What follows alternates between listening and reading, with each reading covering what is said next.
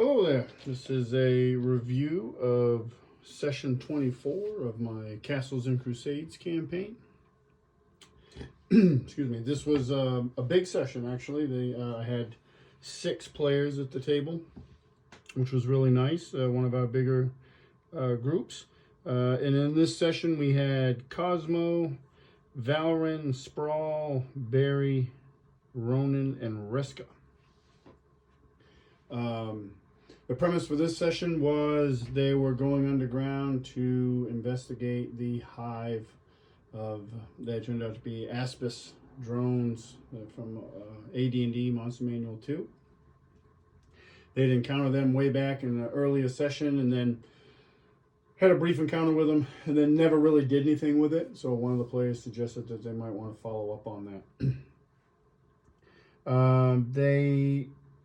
They started out in Arden, excuse me, and they getting to know some of the new characters. Like Cosmo has only been in one session with a limited amount of players, so the players themselves did some introductions and there was a little bit of role play back and forth. Which one of the things that stood out to me was that it came out that Cosmo's just super lazy. Like he's a pretty good scout, but he is super lazy, which I thought was funny.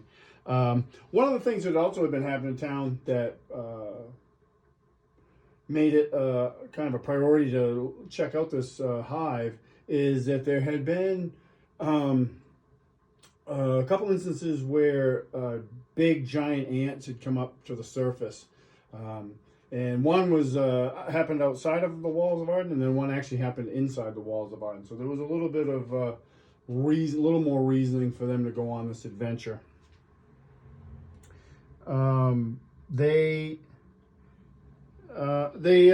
Excuse me. They started off. They retraced their steps through the Ankeg and Kobold Warren that they had found earlier on. They dragged some canoes down through there so they could navigate the underground river, which they did without any issue, until they found the alcove. And this was kind of a neat section part because one of the players actually remembered a thing about that alcove that I had forgotten, that it was covered in the rocks and stuff in this alcove where they'd first encountered the Aspis drones. Was covered in like this luminescent moss. And just a small thing, but it was neat that one of the players actually remembered that, and I was like, oh yeah, that was there. So it's good that it stayed in their memory, I guess. They start to follow into the tunnels with Cosmo leading the way. My friend Chris, who plays Cosmo, he set up this halfling, and he gave him the advantage that he can actually, there's an advantage, I don't remember the name of it, but it allows him to have better vision. So his regular visions are improved, but he can also see up to 30 feet underground or in darkness. So he's a much better scout that way. He liked playing him as a scout, but it's kind of tough to sneak around if you have to carry a lantern. So that was a good choice. This goes on for a little bit. Cosmo doesn't get too far ahead. He leapfrogs. It's clear. He goes back. He brings the party up. He leapfrog, so on and so forth. They eventually get to this section here, and they take a little bit of a rest because they're coming out of the tunnels over here. They get to this wider area. So when they're gathered around in this rest, this big ant, it's actually an ant lion, emerges in between all of them. It's a really super high-speed miniature I got off Amazon. Worked good though. Emerges in between all of them and gets a surprise attack. And I rolled randomly. There was 6 players plus Brea, Barry's henchwoman.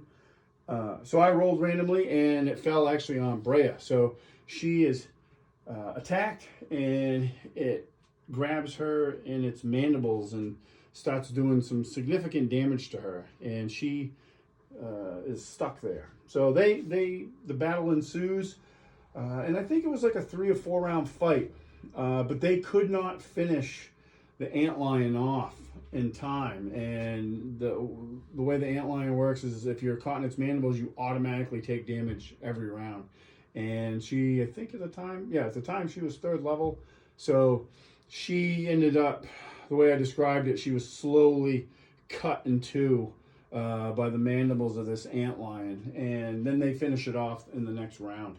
This was a bit of a somber moment for everybody, actually. For myself included, I did not plan to kill her off. I don't ever plan to kill any of the characters off, but definitely didn't expect it to happen, and I liked that NPC. But that's the way the dice fell, and she was killed. My friend Dave, who plays Barry, who is the one that Brea works for, he played it really well. Good role play, like very upset, inconsolable at times. And then, the rest of the party kind of took care of her, wrapped her up. They built actually a small cairn for her so none of the critters would get at her. And then they moved on. Barry did grab her shield, which is like a family heirloom. It's from the Eldani Empire, which is part of her backstory. One of her great grandfathers fought in the Dragon Wars, and that was one of the trophy he brought home. And she was given that when she left her small village to go to Arden to seek employment as a mercenary. So Barry kept that. They move on. They get into this area over here. Whoops, sorry about that. And this gets a little bit more worn, a little more like hive-ish tunnels. They narrow up. These are this is all Dwarven Forge. So they get into this area here, and Cosmo sees a couple Aspis drones coming up, and he runs back to the party and to warn them. And not long after that, a battle ensues. And this was another tough fight. And at the end of this fight, my friend Thad, who I've been gaming with since we first started gaming 40 plus years ago, his character Risca, the Dwarven Druid, was actually killed in this fight. He got hit with several good hits. The Aspis drones are pretty tough, and they have multiple attacks. And he was up on the front lines, and he took several good hits, and then followed by the final hit was a critical that did, I think it was ×3 max damage, and he was killed.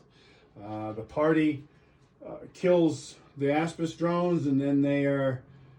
everybody, including players as well, were kind of shocked. We'd lost 2 characters in a very short amount of time. So they wisely decided to return to Arden. Like they were like, we can't push on from here. We're going to return to Arden. There was some discussion amongst them what they wanted to do. My friend Thad, he's a long-time gamer. He just rolls with the punches. He's already got the player's handbook out, and he's looking up what his next character is. And they talked about getting these characters raised, and my friend Dave even mentioned that his character Barry, would want to try to raise Brea. The problem is they don't have that much gold.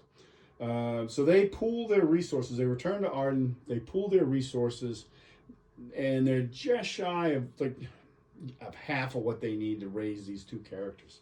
And I put out there, I said, well, I actually aimed it more at Thad and said, hey, if you really want your character to come back, there's things called quests. So the church, in this instance, it's the Temple of Cassidius.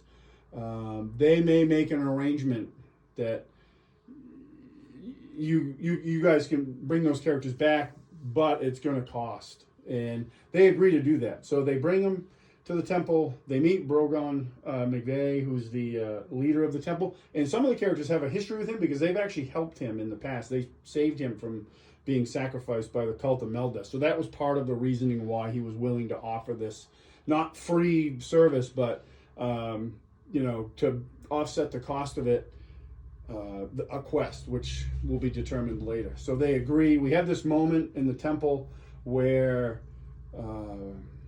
my friend Matt, who plays Spraul, who is Risca's brother in character, and their grandmother shows up. Their grandmother is a dwarven woman named Dodana. She's very prominent, not only in the dwarven enclave in town, but in the town itself. And she speaks with Brogan, and the 3 of them prepare Risca and Brea to be raised, which happens. And this was, I'm actually kind of a little proud of this moment, the way I described it, because it was completely, I had no plans for this whatsoever. So I went into a ritual, and I turned it back to on mad a little bit for him. What would his, what is he doing to make, prepare his brother, help prepare Brea? So we had this moment where, and the rest of them were outside this temple. And temple's kind of a grand term for this. It's literally like a slab rock cave, based on a real setting in the United Kingdom that I found. And if I can never remember the name of it, I'll add it, because it's a really cool looking place. And that's what it became, my Temple of Casidius in my setting. So it happens, and they bring them back. They're completely broke at this point, and they trying to decide what they want to do next. There was some talk about not going back down here because they just got their butts kicked. But then there was some talk like, hey, we need to go back down here and finish this off. Like, this could be a problem. And ultimately, that's what they decided to do. At this point, the session had run kind of long.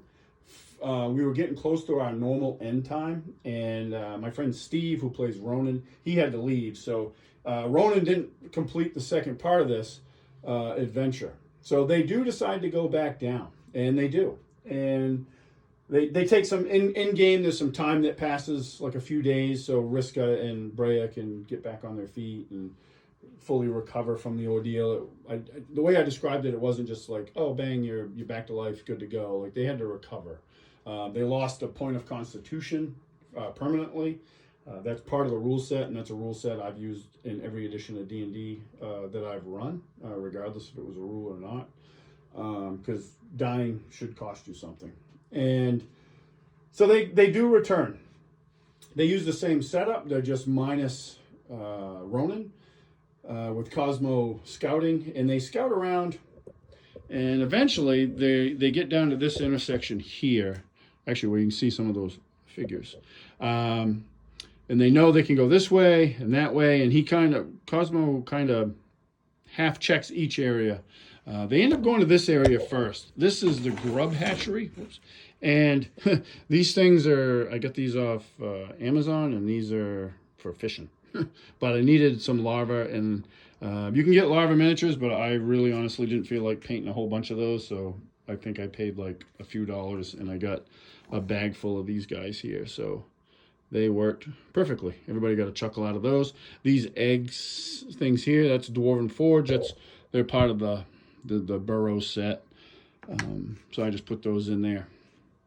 So they went in here first. All of this is covered up over here, so the players can't even see this at this point. There's a Aspis drone in here, and this place just stinks like the worst sewer ever. And he's got a big stone bowl or basket, and he's just dumping refuse in there, and these larvae are just eating it up. And Cosmo finds out when he goes in there that the smell of that, he tries to sneak up on the Aspis drone, and the smell of it is so overpowering that he has to make a Constitution saving throw, which he fails, and he starts dry heaving, which alerts the Aspis drone that he's that he's there. So the battle ensues. The rest of the party, for the most part, stays out. There was a couple party members that did go in, and I think one of them was Spraul, who's a dwarven cleric. And then maybe Risca went in. I don't recall. But they went in, and they ended up beating they actually didn't, they made their saving throws, so they weren't affected by the smell. Cosmo was kind of like backed into like a crevice in the side of the wall, trying just not to get killed. I think he took a couple hits, but then when the Dwarven brothers came in, it kind of took the focus off him, and he was able to get out of it. But they beat the drone and move on. So they leapfrog in here, and I reveal this big area, and this is described as a cave it's just covered with slime and mucus with this thing right in the middle. This is a Reaper miniature. I don't remember the name of it, but I painted that up. I think to run this adventure, I've had it forever, and it's been half painted, and then I wanted it. I didn't have anything that would make a good hive mother, or cow as they're called. This doesn't really look like a cow, doesn't fit, but hive mother's a pretty cool name. And so I painted it up for that, which was cool. Players liked it. So they come in here. There's a couple Aspis drones in there too, and a battle ensues, and it's a tough battle, but they fought smart. They exploited the weaknesses of this setup. They drew the Aspis drones into this tunnel, and Brea, brave Brea, she was up front. She didn't fall, although I did at one point psych my my buddy Dave out when I said I rolled 2 natural 20s because they got 2 attacks and they didn't. I was just trying to fake him out, which worked. He was I got him good. But they draw the Aspis drones into this tunnel here. I don't know if the camera's lined up so you can actually see it, but which was a smart play. And they whittle them down. And then they start, some of the characters in the back also start hitting this thing. In between where they had lost Brea and Risca when they were in that time when they were in town, I gave them XP, and that actually leveled up Barry. So he became a 5th level wizard. And he picked up Fireball as a spell. He's been waiting forever for it. Classic wizard spell. So he launched a couple fireballs in here. And that hurt him. There was some missile fire. Probably one of the coolest things that happened right off the bat was Risca, who's a druid. He's a dwarven druid, which is interesting. He cast a spell. I don't remember the name of it. But it actually opened up a pit underneath this hive mother. And I failed to save, so it fell into the pit. It took a little bit of damage, but also took it out of action for a round because it had to climb up out of it. That was really cool, and the pit's permanent, so that hole is there. It's a 20-foot deep hole that thing fell into. But they eventually beat this thing down. They killed the Aspis drones. It was kind of a tough fight back and forth. And then this thing wasn't as tough. The Aspis drones have a really good armor class because they have their hard shell. And they also carry 2 shields, and 2 like a short sword and a hand axe. So they're pretty tough, and they're there's no CR in Castles and Crusades. It goes by the hit dice, and they're significant. They're pretty decent, probably a little bit above the party. So it was a pretty tough adventure. It was we talked about it as a group. It was the toughest adventure they'd had because. I mean, the first half of it, they literally got their butts handed to them badly. And a lot of that was due to the dice. They're all smart players. They didn't do anything dumb. Just the dice were not on their side. My rolls were really good. Like the antlion attack, I was just, that was going well. And that was automatic, too. Once I got the first hit, she was stuck. Brea was stuck in those mandibles, and it was just auto damage every round. And it couldn't attack anybody else because she was in the mandibles. So they just could hack on it, but it had a pretty decent armor class, as I recall. And their rolls were horrible. Like they just were not rolling well. So it took longer. They may have saved her if they could have gotten some good hits, but collectively as a group, their dice rolls were really bad. And it turned around in this second half of the adventure. Which was good. I was glad, Like I always, I throw these things out here. I make these adventures for my friends, and what I tell them though is, even though it doesn't always seem like it, I'm always rooting for them. Like I'm rooting for their characters. Like I'm invested in their characters. But if there isn't consequences, I just don't think it's that fun of a game. And they feel the same way. I got great players. Like I said earlier, my friend Thad. He automatically just got the player's handbook out, and he's like, I'm playing a ranger, after he looked through it for a bit. But then he really liked his character, so I wanted to give him the opportunity. And it's cool because later on, once I think of something, there's a quest involved. There's a whole nother adventure just based around them paying off their debt to the church, of the Temple of Casidius for bringing him back and Brea back, which I just think is a neat, element. It'll add to the campaign. It'll go in a direction that none of us ever planned. So... really cool, fun adventure.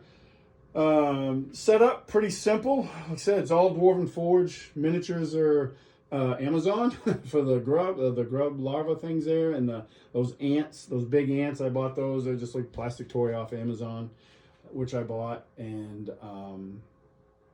Reaper miniatures, all that. Some other things that came out though, before I forget, which I almost did. In an earlier session, Barry got this crystal staff of Tamlin Rhonin, if you remember from that recap. So he wanted to get a little bit more information about that. So he talked to Tula, who the gnome bard, and she didn't know anything about the staff, but she did know things about the grove where they found it. And I think I don't have that in my notes right here, but it's called the Whispering Grove. And the reason they call it the Whispering Grove is that the legends say that the druids that tended it, the trees whispered to them and told them the world's secrets, which really perked, I think, the interest of Thad, who plays a druid. And the druid circle has a name, and it just escapes me at the moment. Something about the crescent moon or something like that. If anybody really wants to know it, I'll add it in the comments. But that kind of, a little bit of background to the setting was good. I got to throw that out there. I always like to throw those nuggets out there when it's warranted and when they're looking for it. Not try to read off a bunch of stuff and bore them to death, but when they're looking for it, I like to have a little bit of that stuff so they learn more about the setting, which I enjoy creating. But yeah, that was a session. It was a real good session. Toughest one yet. I thought before, when they fought the Ungren Shaman for the first time, that was their toughest fight. This definitely topped that. Like I said, just bad dice rolls, but like 2 deaths early on in the adventure. That's something that doesn't happen often. It's actually the first deaths that we've had in the campaign. We've been going just over a year. We've had a couple close calls. Brea's been hurt a few times. Orvon, who's now retired. My friend Chris said he's gone back to training. He needs more training, so he's left the area and gone back to training, which is fine. Maybe someday we'll see him again. Who knows? But he seems to like Cosmo, his halfling rogue, which is good. It's a good character. You can't go wrong having a rogue in the party. And there was some benefits to this session. Like I said a little while ago, Barry, the wizard, leveled up to 5th level. Spraul, who is a cleric of the dwarven god Throster, who's a brewing god, he leveled up to 4th level. And Risca leveled up to 4th level. He worships the god Sylvanus. He's a dwarven druid. So he got to 4th level. And when Barry bumped, I do kind of a milestone leveling thing with the henchmen. So Brea actually bumped up to 4th level. So they got some good advancement out of it. And I know some others that are close, like Rhonin's really close, probably less than, I think easily less than 1,000 XP from leveling up. He'll be, I think 4th level. I think 4th level if he levels up. I don't think he's 4th now. Maybe. I don't know. I'll have to check his sheet. But so they're getting there. But I like it. Like I've said in other videos, really like the slower leveling of Castles and Crusades over when I was running 5e.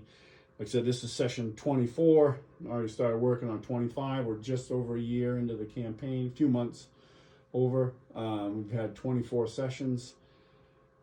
So, I got tons of stories I want to share, put out and adventures for these guys to go on. And we're not going to run out of levels doing it like we probably would have with 5th edition. So, yeah, much happy with it. And the group seems happier with it too. So, that's it. I don't know when we're running the next session. It'll be next month. There might be one in between there if I can get a couple guys together. But there'll definitely be more coming. If you have any comments, questions, love to see them. Appreciate you guys watching the videos. And thanks for watching.